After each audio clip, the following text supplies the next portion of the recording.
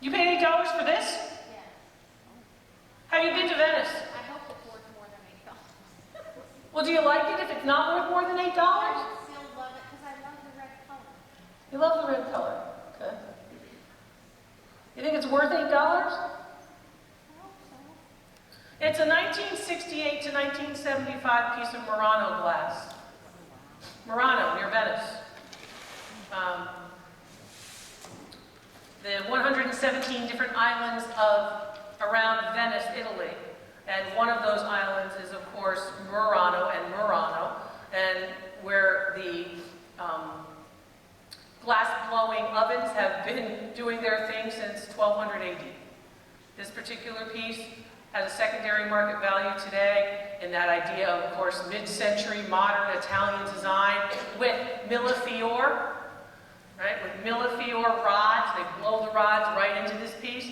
As you can see, they made them into little flowers, standing stems and such.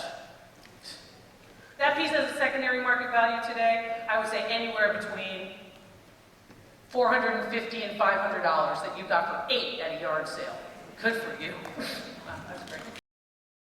These are the work of a Cape Cod artist. This particular piece is made by a Cape Cod artist named Charles Wysocki. They are unsigned. That's serious. You got these for $1? He's best known for pictures, calendar illustrations. So, you know, you see an old calendar in the 1970s and 80s, you'd see his work on puzzles, you know, 1,000-piece puzzles and such. These are actual drawings. They look like his style, in the style of Wysocki. W-Y-S-O-C-K-I. She's looking for a pen. I'm waiting for her to find a pen. But can you see these? These are pen and ink drawings by an obviously trained, schooled artist. This person is not fooling around. Best known in the Cape Cod, Nantucket, Martha's Vineyard area, right? And these particular pieces you got for $1 at a churchyard sale here in Indiana. And there's a reason why you brought them here today, because I'm not going to miss a Cape Cod object. This is not happening. I spent many a summer on Cape Cod, Chatham and such. So these particular pieces are beautifully framed, and they're framed in $100 frames. If there was nothing in them, they're $100 a frame, they're very expensive. They're silvered, right? So this is all silver on the frames, beautiful. So any good framer would charge you that for it. Acid-free materials and such, and the pen and ink drawings inside in Wysocki's style, directly, landscape, realistic pieces, are worth about $175 a piece. So you're at $275 each for $2. Wow, that is good. These are nice. What made you buy them? Why did you say I have to have them? Did they just look good to you? I'm interested in art and books and stuff, and I just could tell that they were done quality, Yeah. and I knew by the framing that you would have And it looks realistic. Yeah. Like, it looks realistic to you. If you tried to draw this like I'd have a hard time, and you probably have a hard time, and Shane's nodding his head like I'd have a hard time. But basically, that's what you're looking at. Pretty nice. They're really beautiful drawings. They're small pen and ink. You want to just look carefully and see if you see the drawing strokes as opposed to dots, which are usually prints.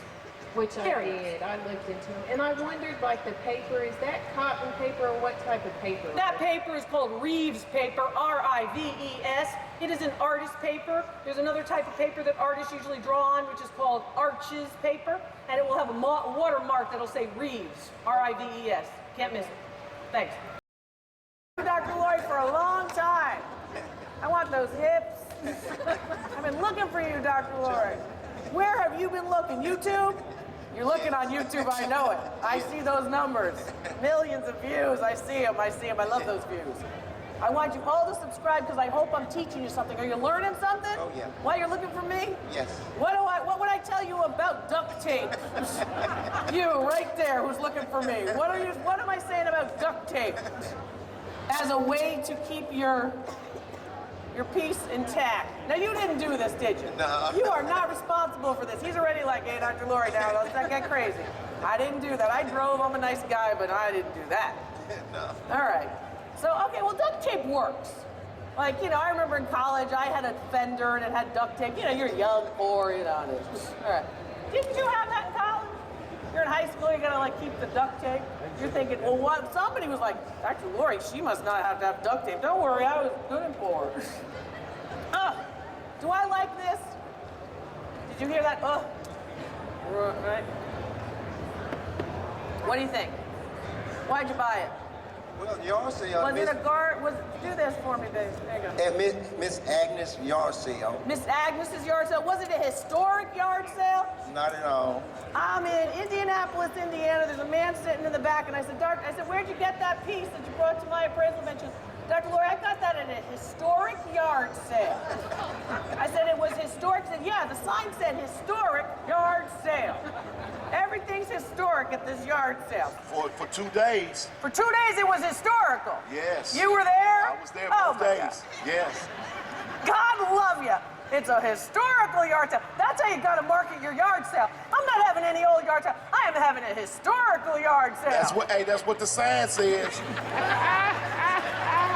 I thought I had heard it all. So was that a historic yard sale? No. This is just somebody's yard sale. Right. You like the boats? Yeah, she's from Scotland, and she said, "Give me $1." Oh. And She's from Scotland. She's making deals. She said, give me $1. Give me $1, I'll give you the whole thing. 5 years ago. Oh, 5 years ago. So you've been hanging on to this for 5 years. Did you repair this? No, This was like she got. This is Scottish duct tape over here. I put it on a wall in the game room, and that's where it's been. Wall in the game room. Not hurting anybody. You like it. For $1, it's pretty good. This is an oleograph. When your mother said, pass me the fake butter or the margarine, she wanted the oleo, right? This is a fake painting. Okay. It's a picture of a famous painting, right? These particular ships, oftentimes they are painted throughout the history of art, usually in the 1800s. Then, in the late early 1900s, what you have is you have this particular thing, which is called an oleograph, to mimic it, right? Reproductions. So that's what this is. Then they put Dacmar varnish, kind of like the nail polish, clear though, over it to make it look like or simulate brush strokes. Your oleograph is worth $10. That's this. But you see this frame with the duct tape on the back? You see this frame with the faux wood actual painted on? This frame dates to about 1910. And that frame is worth about $150. Okay. So for that $1, you got a $150 frame and you got a $10 work of art. That is not bad. If I were you, I would get rid of this boat picture, because it's crappy. And I'd put a mirror in there, so then your wife could check her hair before she gets in the car, and maybe you can get places faster. I like that. But that's nice. For $1, that's a good deal. Now, what you did on the back is something I want you to see too. This piece is actually glued down. That picture of the boats is glued down here to the backboard.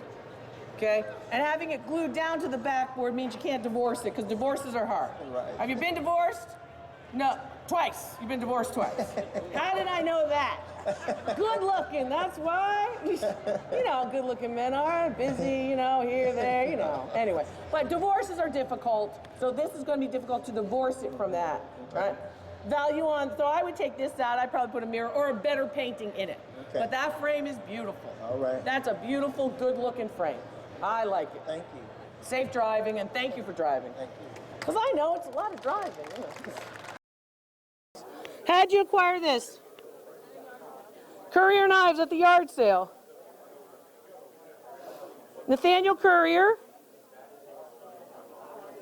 married, with child, in this frame. Put in this frame around 1930s. I think the piece has been cut. Have you had it out of the frame?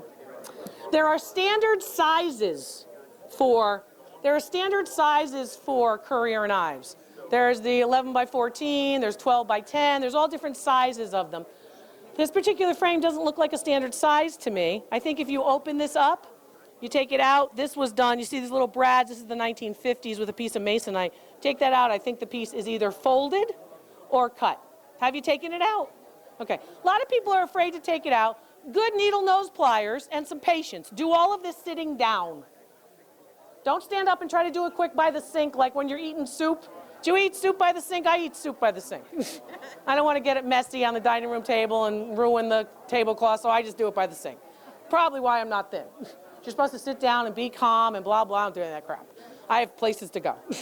So when you're going to do something with an art or antique, cleaning it, polishing silver, taking something out of a frame, I want you to do it slowly, seated. When you don't have a million other things to do, oh, I got to pick up Joey at soccer. Hey, Joey's got to wait. Do it when you don't have something else to do.